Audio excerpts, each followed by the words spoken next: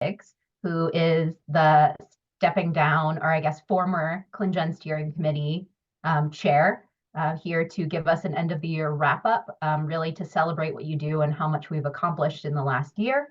And then just a few announcements before she gets started. A reminder that we have opportunities if you need to maintain certifications to claim continuing medical education credits. I'm going to stick the link into the chat because you can claim these, but you have to claim them within the same calendar year. So if you've done curations this year, either gene or variant curation, you can claim continuing education credits. I claim any credits, it's very helpful.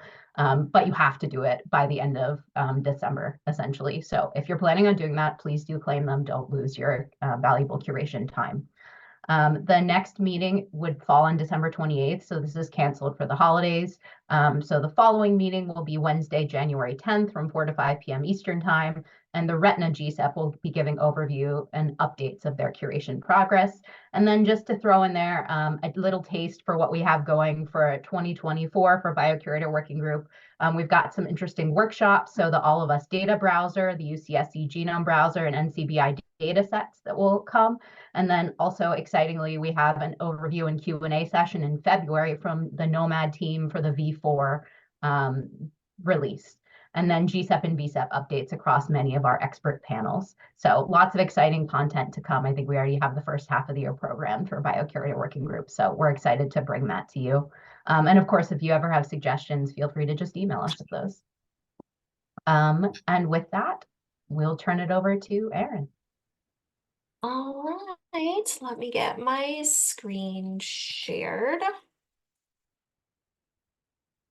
All right, can you just confirm that you see that? Yep, just not in presenter mode. Okay. All right. Looks good. So thank you very much. As Marina mentioned, today we're going to do something a little bit different from the presentations that you typically hear on this call. So think about curation protocols or experiences or resources, stuff like that. And we're going to take a step back and talk about ClinGen as a whole. And I'm actually going to provide you with not just an overview of accomplishments of this year, but of the entire 10 years that we have been together as ClinGen. And I hope that you walk away with a better sense of how all of the various ClinGen activities fit together and how your work is contributing to the resources that we're building. So gather around a little bit of a history lesson. So as you may know, ClinGen was initially funded primarily by NHGRI in 2013, and our current funding is set to go through 2026. And the program has always represented a strong collaboration between 3 separate grants. So that's the Baylor-Stanford team, who also has co-funding from the National Cancer Institute, Broad Geisinger, that's the team that Marina and I are representing, and then UNC and company. We are governed by a steering committee that includes all of the PIs as well as additional key representatives from each grant and NHGRI and ClinVar. And at this point, we've got over 40 different working groups, over 120 expert panels, and there are over 2,300 individuals contributing to ClinGen from 67 different countries. So that's who we are today in December of 2023, but how did we get here? How did ClinGen come to be in the first place? So ClinGen was really born from a need to develop resources to support the genomics community as they continuously work to understand the roles that particular genes and variants play in human diseases. And over time, we all know we have watched technologies evolve, and as we get better and better at detecting variants, the more likely we are to find ourselves in situations where we're evaluating something that has not been seen before. So this situation is not unique to today. And in fact, this has been happening for many, many years with each incremental step forward in technology. So around the time when microarrays and then next generation sequencing technology came into wide clinical use, so approximately early 2000s, 2010s, people really began to organize around the need to work together, to set standards for how variants were going to be evaluated, and to identify the types of evidence needed to support these evaluations and ensure that people could easily access this evidence. So when you're thinking about the types of evidence that you need to classify, for example, a variant, one of the first things I bet that you might think of is information about other observations of your variant. So in the early 2000s, most variants from clinical laboratories were not shared publicly. The only experience that you would have to draw from was often your own labs, and that was likely quite limited. Clinical labs were doing redundant curation work and were not often coming to the same conclusions, partly due to unequal access to evidence. And this issue was observed in both the sequence and the cytogenetic variant communities. The cyto community was one of the earliest to mobilize on this issue, establishing the International Standards for Cytogenomic Arrays, or ISCA consortium in 2007, and working to establish procedures through which labs could share variants identified on microarray with dbGaP and dbVAR. And though data was ultimately shared through these venues, the process was difficult and the data was not easy for others to access.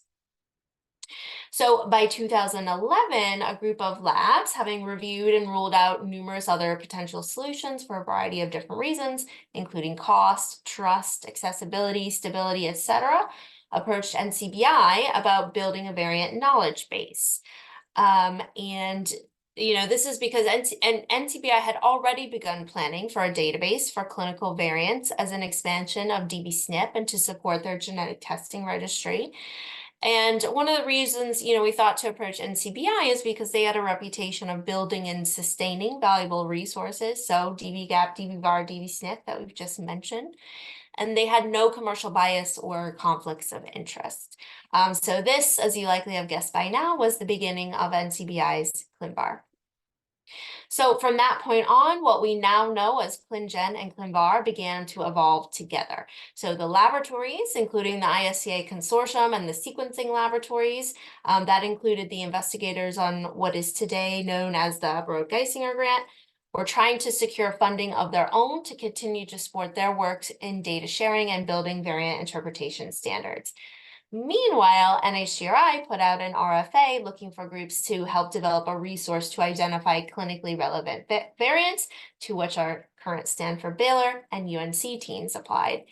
And then late in 2012, NCBI launched a prototype of ClinVar, including early submissions from ISCA and the collaborating labs. And in 2013, ClinVar was officially launched, and a few months later, all 3 ClinGen grants were funded. And from that point forward, ClinGen and ClinVar have worked in concert with each other. So one of the most common questions that we get is, what is the difference between ClinGen and ClinVar, and why do we need both? So for starters, they are both monumental tasks that could not effectively be done by one group alone. So ClinVar serves as a public archive of reports of variants and their relationships to human disease. They're a submitter-driven resource that's charged with cataloging, aggregating, and maintaining the millions of variant submissions that they receive, and then presenting that information to the public via their user interface, their downloads, etc. And because of its role as an archive, ClinVar does not pass judgment on any of the submissions they receive. They do not classify the variants themselves. They do not assess the validity of any of the claims made, and they generally accept most of what they receive, with very rare exception. Without them, the community would not have access to the volume of data that it has access to today. And ClinVar is sustained by intramural NIH funding and maintained by the National Centers for Biotechnology Information, or NCBI. And as such, it's expected to remain stable, and it has, and available for the foreseeable future. There are no issues with commercial ownership or competitive grant renewals, which were key considerations like we just talked about when thinking of how best to store this type of data. ClinGen, as I mentioned, is supported by grant funding from the NIH. One of our mandates is to encourage data submission to ClinVar, and in the past, we have incentivized ClinVar submission. We've assisted groups as they work through the process of how to set up regular submissions, and we've directly facilitated certain submissions, such as those for patients, which I'll mention again later. And once that type of information is publicly available, we can use it to answer our critical curation questions about genes and provide feedback or variants, and provide this curation information back to the community. We also continuously provide feedback to ClinVar on things like usability, improvement requests, other things like that. Ultimately, though, both groups are working together to improve our knowledge of genomic variation. So I'll spend a moment reviewing how ClinVar has grown over the past 10 years, and then we'll spend the rest of our time discussing ClinGen's growth. So as I mentioned, ClinVar officially launched in April 2013 with about 28,000 submissions from places like OMIM, the ISCA Consortium, and the other partner labs, so about 20 unique submitters in total. And as of earlier this month, there are now over 3.6 million submissions from over 2,600 submitters from around the world. And in this graph, you can see the number of submissions growing each year in the blue bars, on average 76% per year. And the orange line represents the increasing number of submitters, so on average growing by 96% per year. And this is just a testament to how the community has embraced data sharing and recognized it as a key aspect of variant evaluation and laboratory quality assurance. So now on to ClinGen. So when we first started in 2013, our mission was to build and support authoritative central resources that define the clinical relevance. Oh, is there a question? Nope. I think we might just have someone unmuted. Kaizong, can you mute that individual with your host permissions? Thank you. All right. So again, the mission to build and support authoritative central resources that define the clinical relevance of genes and variants for use in precision medicine and research. So how have we done? So I'll use this infographic to walk us through our approach to this mission, which begins by aggregating genomic and health data from various partners. And, like we've alluded to before, the sharing and the aggregation of genomic data is critical to our mission. As we discussed, the information that we're talking about here, that's the evidence that's needed to move forward with our evaluations of genes and variants. And if people don't have access to the same pieces of evidence, they may come to different conclusions in their gene and variant classifications. And this can lead to mistakes in patient care. And one of our key efforts is to encourage data sharing and provide tools to aggregate such information for public use. So it's important, I hope that you all know this, but I'll say it again, just in case. It's important to note that ClinGen itself does not generate any new sequencing data. Our work relies upon aggregating previously generated data from multiple sources. So that can include things like the classified variant and phenotype information that we can find in ClinVar, like population data sets, think about NOMAD, for example, existing gene and variant annotation, the published literature, etc. And all of this information can either be programmatically or manually annotated in our curation interfaces for downstream use as we answer our critical curation questions. So we've already talked about the fact that ClinGen encourages and facilitates submission to ClinVar, but I did want to highlight the work that we do to facilitate submissions directly from patients. So we created Genome Connect in 2014 as a way to engage patient partners in data sharing, allowing them to contribute both variant and phenotype data to ClinVar in a de-identified manner. Genome Connect is open to anyone who has had genetic testing, regardless of results or diagnosis, so it's not gene or disease specific. Participants can enroll online, they consent to de-identified data sharing and recontact, they provide their health history through online surveys, and then they upload a copy of their genetic test results. We currently have over 9,000 individuals consented for data sharing through Genome Connect or through our patient registry partners, and we've submitted over 3,900 variants to ClinVar on their behalf. And though we initially developed Genome Connect as a way to increase the amount of phenotype data that might be available within ClinVar, we actually find that nearly a quarter of our submissions actually represent novel variants that have not previously been submitted to ClinVar. So without those patient partners taking the time to donate that information to us, these variants would not otherwise be publicly available. So again, ClinVar's focus is to serve as the repository for variants and assertions about their impact on human health. ClinGen, of course, has tools that support variant evaluation in different ways. So just to highlight a few, the ClinGen Allele Registry aggregates variants from multiple sources, including ClinVar, and provides stable, unique identifiers for those variants. And having these kind of identifiers available is crucial for exchanging and linking information about variants across different data sources, particularly given the number of ways to correctly describe the same variant, even strictly following HGBS nomenclature standards. The number of variants registered in this resource is in the billions, and they have had over 336 million API queries in the past year.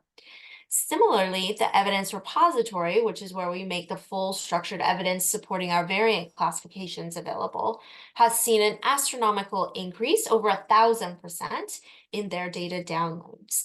And finally, the criteria specification registry, where the modifications to the ACMG AMP sequence variant guidelines made by our variant curation expert panels are stored, was released into full production earlier this year after alpha and beta periods. And new features include an audit trail to track submission, review, and approval, and expanded support for version-specific documents in JSON format. So back to our infographic, once data has been shared and aggregated, we use it to answer our critical curation questions as shown in the middle. Now, I'll quickly walk you through each of ClinGen's current major curation activities to give you a better sense of the types of evaluations we're doing in case any of these are ones that you do not participate in. And we'll go in order of when the curation activities were developed. So first, we'll talk about dosage sensitivity. Now, dosage curation first started as an activity within that ISCA consortium we were talking about earlier in about 2011, and it came under the ClinGen umbrella as a result of the two groups merging.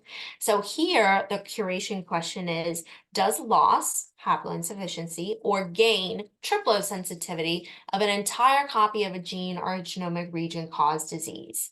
Now, this information is different from predictors of haploinsufficiency that you might be familiar with, like the NOMAD, PLI, and LUF scores, because the final classifications are determined based on observations of affected human individuals. This information can be used to aid in the classification of constitutional copy number variants, or CNVs, and has been recognized as an important piece of evidence in the professional guidelines for those types of variants. Dosage sensitivity information can also be used when you're trying to determine whether haploinsufficiency or triplo sensitivity are valid mechanisms of disease. And as of earlier this month, the dosage group has evaluated over 1,500 individual genes and 500 genomic regions. So this graph is showing you the growth of the dosage sensitivity curations over time. You'll notice a few spikes in progress corresponding to concerted efforts to auto-classify straightforward genes or regions, such as those observed at high frequencies in the general population. So dosage currently has 3 active subgroups focused on the evaluation of recurrent regions, such as those mediated by segmental duplications, as well as single genes involved in neurodevelopmental disorders and hereditary cancers. At this time, there are about 77 people who curate for ClinGen dosage sensitivity. Now we'll do a little something like this for each of the major curation activities, but to quickly walk you through some of the dosage milestones over the past several years. So again, our group was convened in 2011. Our scoring framework was published in 2012. In 2018, we were able to publish a paper describing how ClinGen dosage information could be used to resolve CNV discrepancies in ClinVar. And then in 2019, we updated our scoring framework to be more stringent and more consistent with the other subsequent ClinGen curation frameworks, such as the one for gene disease validity, which we'll discuss later. For years, our curation data was publicly available on a separate site, and that was just simply stemming from our history originally as a separate group.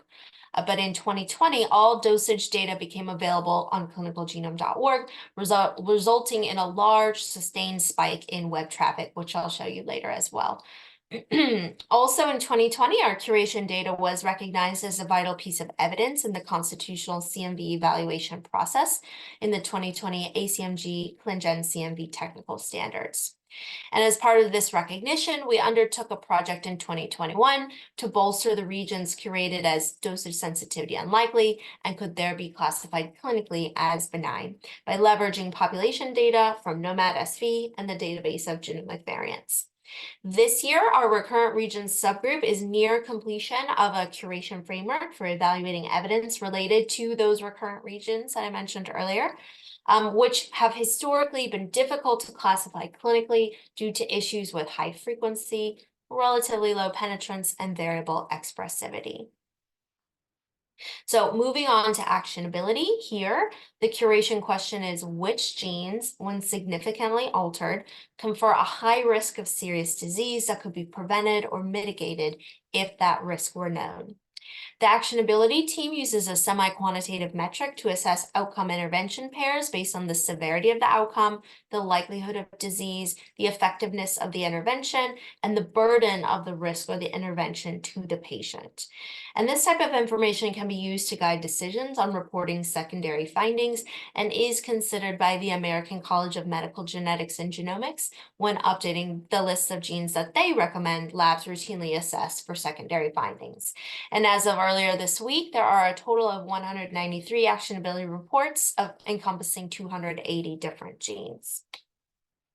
So actionability curations have been available since 2014. There are currently 3 active subgroups focused on adult and pediatric actionability, as well as a newer group focused on the adaptation of actionability metrics for the evaluation of polygenic risk scores. And there are currently about 38 members of our actionability team. So some notable moments in actionability history include the publication of their initial adult-focused framework in 2016. In 2017, the ACMG Secondary Findings Committee acknowledged that the ClinGen actionability reports were an important part of their evaluations of gene condition nominations to the secondary findings list. In 2018, the group expanded their scope and began adapting their framework in order to be able to evaluate actionability of secondary findings observed in infants, children, and adolescents. And then in 2019, the group started working on translating their actionability scores into assertion. So using the words definitive actionability, moderate actionability, etc., in order to more easily convey their findings to users. In 2021, the group expanded their scope again to begin considering how the existing framework could be adapted to assess the actionability of PRS scores. In 2022, the pediatric framework was published, and then this year in 2023, the group continues to iterate on that PRS framework, incorporating community feedback and working to align with existing resources. And they're currently utilizing this framework to assess breast cancer as an exemplar topic. So next, we'll discuss gene disease validity. Here, the curation question is, does pathogenic variation in a given gene cause disease? Now, we all know many claims about genes and their relationships to human disease have been made over time, but which ones of those are actually valid? So ClinGen's developed a semi-quantitative metric to describe the strength of evidence supporting or refuting such claims. And this information can be used, for example, by clinical genetic testing labs when building panel tests for certain indications or when developing analysis pipelines. And as of earlier this week, we have evaluated over 2,300 gene disease relationships in over 1,900 unique genes. And while most of those have been confirmed, there are several hundred in the limited and lower categories that may actually not be appropriate for clinical testing. So gene disease validity assessments first became publicly available on our website in 2016. Currently, we've got 54 approved gene curation expert panels, or GCEPs, across 15 clinical domains, and almost 1,000 people work on one or more GCEPs. So you'll notice that GCEPs and VCEPs, which we'll discuss in a moment, have much larger workforces than dosage or actionability, and this, of course, has a major impact on how quickly gene invariant curation work has been able to grow. In the figure on the right, the number of GCEPs is illustrated by the blue bar, and the number of published curations is illustrated by the orange line. On average, the number of curations increases by about 90% per year, and in 2023, we were able to complete an average of 32 new curations per month. So some notes in gene curation history. So we started working on developing the metric in 2013, and it took several years to pilot and finalize the system. The first GSEP started up in 2016 and provided early testing for the framework, which was published in 2017. By 2018, those initial GSEPs had worked through their gene list, and we began to see publications describing their work. Also in 2018, ClinGen and a number of other partner organizations formed the Gene Curation Coalition, or GenCC, to support standardization in the gene disease validity evaluation process and to promote public data sharing. In 2020, ACMG recommended that ClinGen gene curation information be utilized when designing diagnostic gene sequencing panels, suggesting that only those genes with classifications of moderate or higher be routinely included in panels. In 2020, our guidance on how to determine whether disease entities should be lumped together or split apart for curation purposes was published. And this year, in 2023, we made big strides in our goal to increase transparency in our curation processes. The full supporting gene disease validity data is now available to the public through the ClinGen website, and we've recently released curation reasons in the GCI, which is going to be the first step towards allowing us to accurately version curations as they change over time. So for variant pathogenicity, our curation question is, which variants within a given gene cause disease? And there are, of course, general professional guidelines in place for interpreting germline sequence variants, but there are some cases where gene or disease level nuances are needed to account for in order to provide more accurate classifications. So at this point, ClinGen has over 70 different variant curation expert panels, or VSEPs, working on such gene and disease level specifications. And then, of course, as those are completed and approved, they're made available for public use. The VSEPs themselves are then able to use those specifications to classify difficult variants and resolve discrepancies in ClinVar. In 2018, ClinGen received FDA recognition as a public human genetic variant database, and all curations from ClinGen VSEPs are designated as such in ClinVar. And today, ClinGen has generated over 5,800 variant classifications. So the ClinGen VSEP classifications have been available in ClinVar since 2015. Currently, there are 28 fully approved VSEPs with a total of 72 VSEPs in various stages of development. Over 1,500 individuals work on one or more VSEPs. And here again, the total number of VSEPs at all stages are shown using the blue bars on this graph, and the number of curations are shown in orange. The number of approved curations increases an average about 95% per year. And in 2023, we were able to complete an average of 119 new variant curations per month. So a few moments in the variant curation timeline. So in 2015, ACMG and AMP published the current sequence variant interpretation guidelines, Richards et al. And almost immediately thereafter, the first ClinGen VSEPs were formed. The goal of these VSEPs was to develop that gene and disease specific guidance, those modifications to the general guidelines. And the first VSEP variant using said guidelines was submitted to ClinVar in late 2015. ClinGen developed its Sequence Variant Interpretation Group, or SVI, to provide general recommendations for how Richards et al. Might be used or modified. And their first recommendation came in 2017, where they described how to uniformly name ACMG and AMP criteria modifications. Through the next year, they published several more recommendations, including those on the BA1, PBS1, and reputable source criteria, as well as the initial adaptations of Richards et al. Into a Bayesian framework. Around the same time, in 2018, the first VSEP manuscripts began describing their rule modifications, and pilot processes were accepted.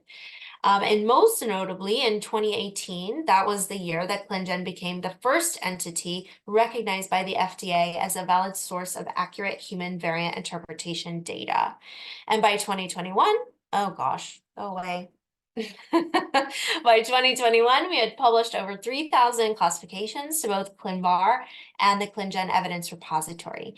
And coming up in 2024, we anticipate the release of updated sequence variant interpretation guidelines, a collaboration between ACMG, AMP, CAP, and ClinGen.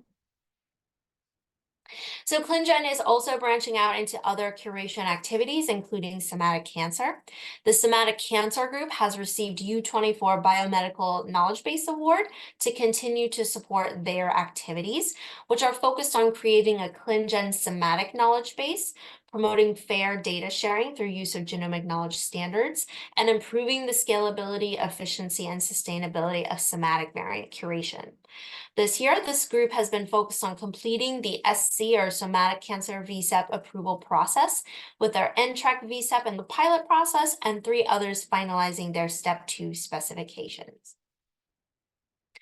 As the result of the collaborative relationship between ClinGen, CPIC, and PharmGKB, we've been able to display pharmacogenomic curation information on our website. A summary of what is currently available is shown here. And we continue to take steps towards growth and integration within the pharmacogenomics space. So to this end, we have released 2 surveys to assess the needs of various stakeholders in the PGX and broader clinical genomics communities. And we're currently working through the data analysis process. The PGX group is developing gene-drug response, clinical validity, and actionability frameworks that align with existing infrastructure, with the goal of leveraging other well-established pharmacogenomics resources to move these projects forward.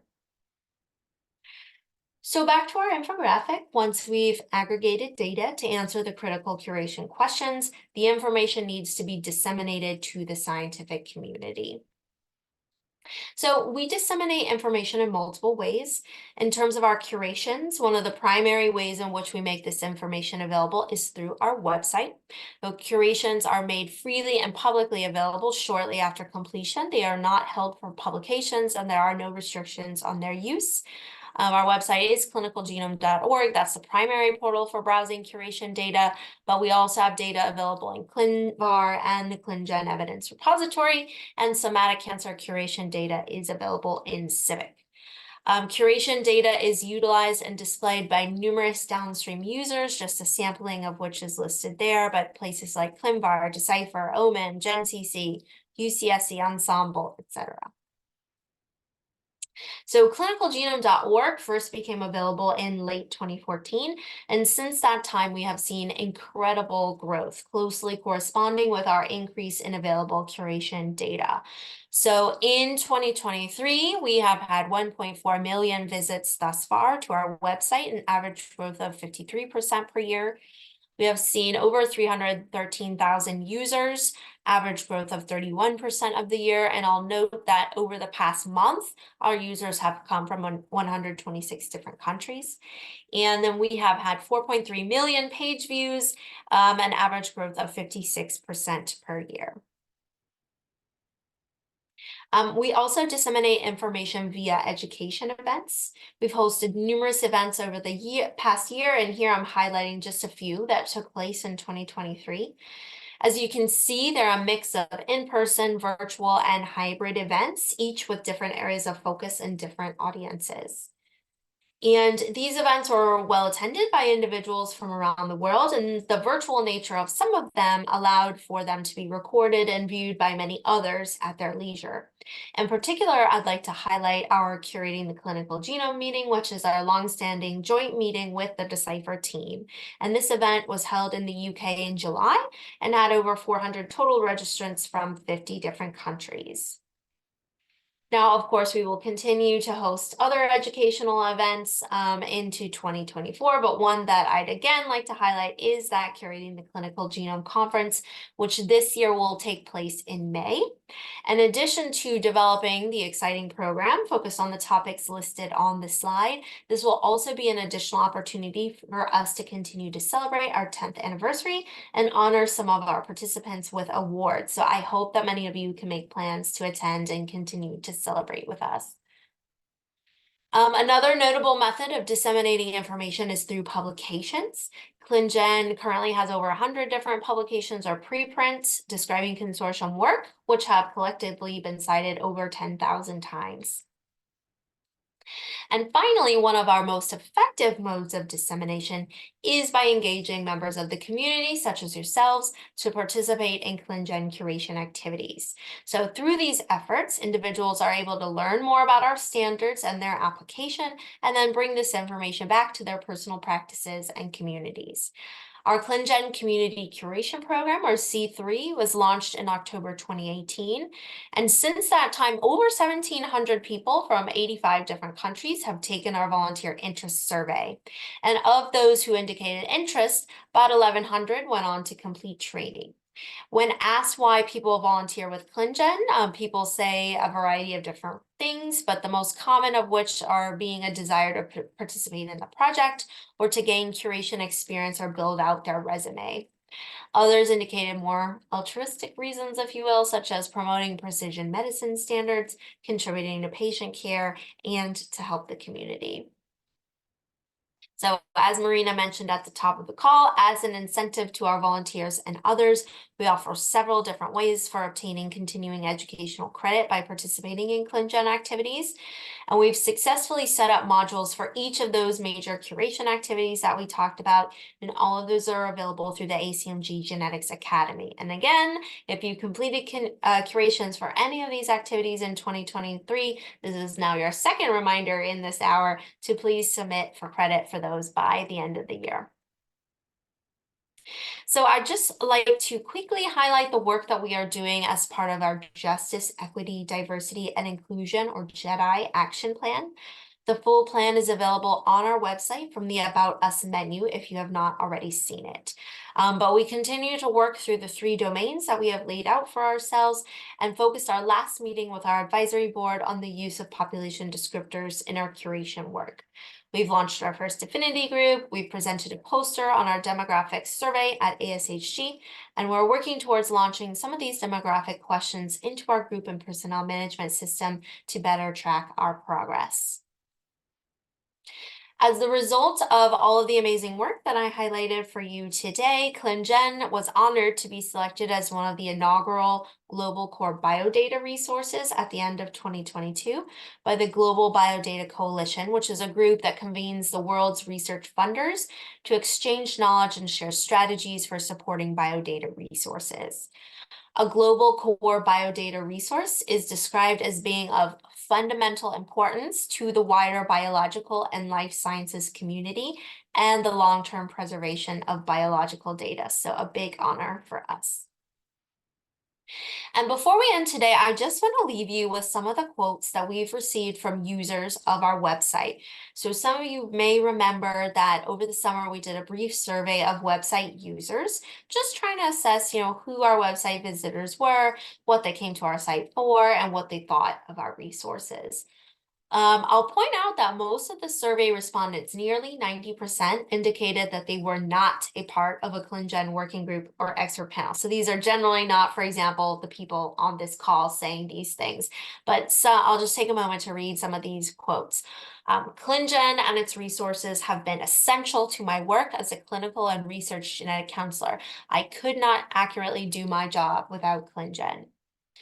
ClinGen supports my daily work in many ways. Thank you for the comprehensive and reliable information on your website. The resources I've been able to access and utilize thanks to ClinGen are priceless. You all are amazing. Keep up the good work. This is what true research advancement looks like. ClinGen is a very helpful tool that we can trust either for clinical cases or research purposes. I'm grateful that we can use it freely. And ClinGen is a first-tier resource for all of my curation work related to reporting genetic data at a clinical laboratory. So these are your colleagues' reactions to the good work that you are doing. So people use this, they value the time and the effort that you put in, and it's really making a difference in our community. So with that, I would just like to acknowledge the fact that none of what I described to you today would be possible without you. So at this point, we have 2,359 people all around the world who donate their time and resources to ClinGen and creating this resource for our community. We could not do it without each and every one of you. So thank you, thank you, thank you for everything that you do. And with that, we can stop and take any questions.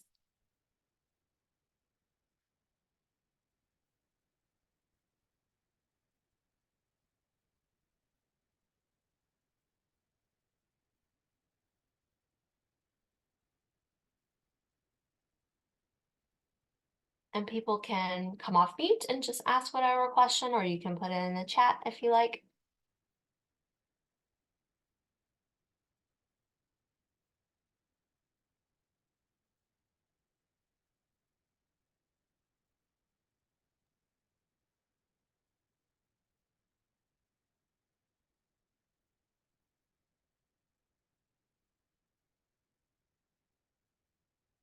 Well, if no one has any questions, I know Marina had to step off early. Oh, there's something in the chat.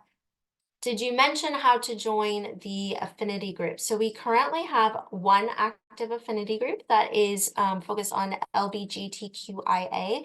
We do have a page on our website. If you go under working groups and hover over, you'll see it. There should be contact information there.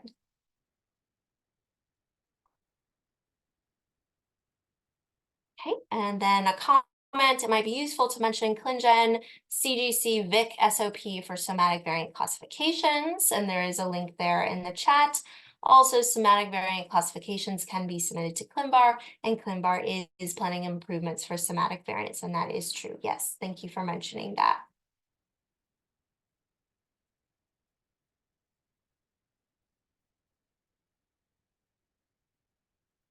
Okay, see some thank yous in the chat, and really the thanks is to you guys for doing all of this work, so I thank you. And if there are no other questions, we can adjourn early.